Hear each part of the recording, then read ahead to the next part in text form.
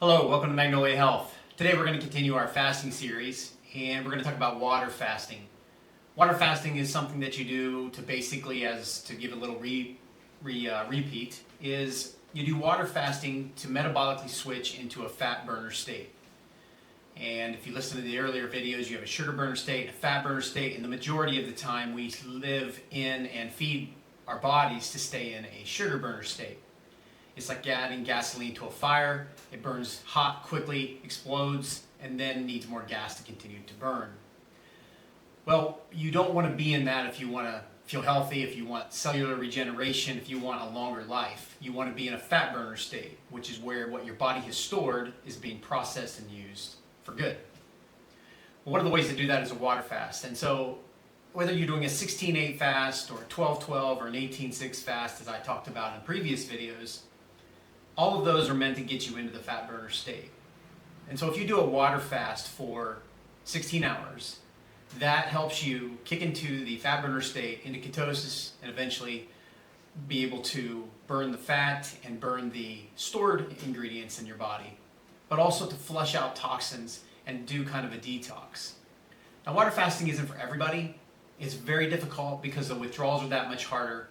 Your body isn't prepared normally if you continue to increase or uptake more water than you're used to. And so it's almost like going through some sort of addiction and withdrawal. Headaches, your digestion constricts to try to get more nutrients, and so you can get a variety of withdrawal symptoms. You can do this in a 16-8 fast or an 18-6 or a 24-hour fast. But as I talked about earlier, you want to mix in those fasts that work with each other so that your body doesn't ever get really stable.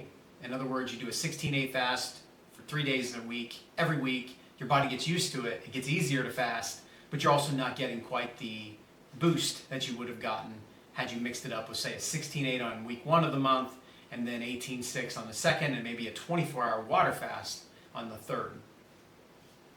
At 18, 24, 36 hours, a water fast stimulates your body to repair itself through autophagy.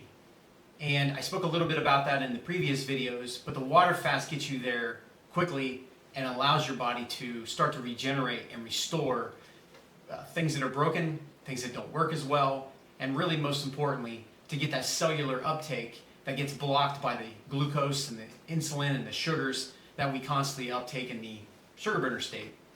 It helps reset that. So if you mix these in regularly, if you can, 16-hour water fast, and then go to a 24-hour water fast, it gets easier each time, but it also has a better and more long-standing benefit. If you do just a 16-8 fast once a year, it's going to be painful and it's going to hurt. If you do it, say, once a month, and you do a 24-hour once a month, it gets easier and easier. It's not going to be easy, per se, to do it like there won't be any problems with it, but it's easier than just doing it once a year. Now, as you heard in my earlier videos, I'm in a 40-day no food fast. Now, I don't do water fast for the entire 40 days. I don't believe in that. I do know some people that have done that. And as part of my faith, I do these 40-day fasts. But there are amazing ways that it transitions my body and allows me to feel really much, much better as I get farther into the fast. I'm currently in day 15, and I'm on what I would consider to be the easiest part of the fast. From 14 to 28 is really easy. Your body has adapted. Now I use bone broth. I use sometimes soups with as minimal solids as possible. I occasionally allow myself something, protein powders, for example. But I primarily do bone broth and natural protein powders, whey powder. And then I'll add occasionally MCT oil or MCT fats into my protein powder so that I get healthy fats. And I do olive oil, a teaspoon every day. Now again, I'm not the first time I've done this. I've done this many times. So I know what works best for me, and I know the advantages that I get. Eventually you just want to stop eating. You desire to eat, but I find my eyesight, my hearing, the sensitivity of my skin, my taste buds, everything improves. Just my relaxed state of my body improves. The longer I go into a fast until you get into the late 30s when you're just kind of tired. You get emotionally tired. Fasting in a water state, or fasting in general, your body responds with a stress response. Basically a panic. I'm starving to death, I need to go run, I need to go eat, I need to run and go somewhere to get food because I'm starving. And that is a cortisol release, which is what your body does in response to the fear of something bad happening, or in this case starving, or if you're being attacked by an animal, the same thing. If you live in a high state of cortisol all the time because of the sugars we eat, the constant influx of media and other attention grabbers, they're like an addiction as well. And then you go into a fast and you basically double that. And it's very, very difficult sometimes. So as part of the fasting lifestyle, you do this regularly. 16/8s, 24/8s, 12/12s even.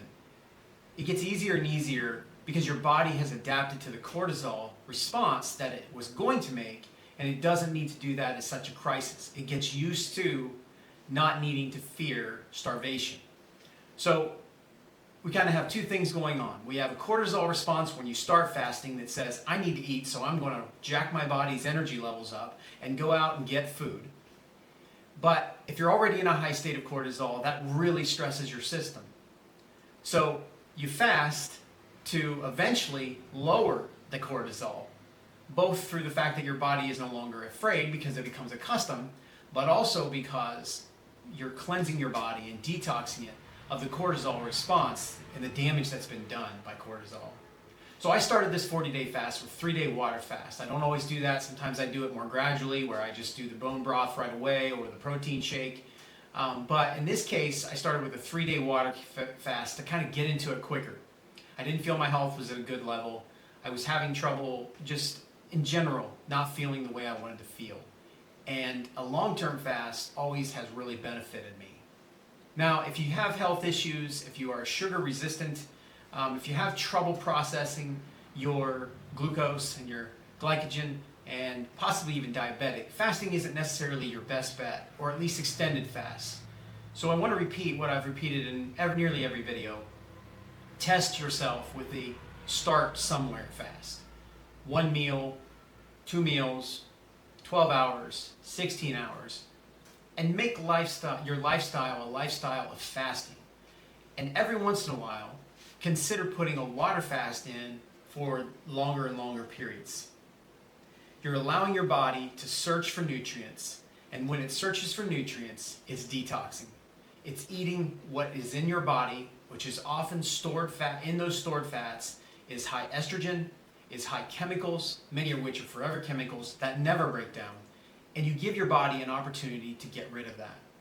Now, it won't be easy, but it gets easier the farther you go. And as I said, in my case, I'm 15 days in, I've had bone broth, I've had a few other things that aren't solid foods, I've restricted everything that I normally eat, and will continue and do so through the entire fast. Basically, very little, if any, calories on every given day.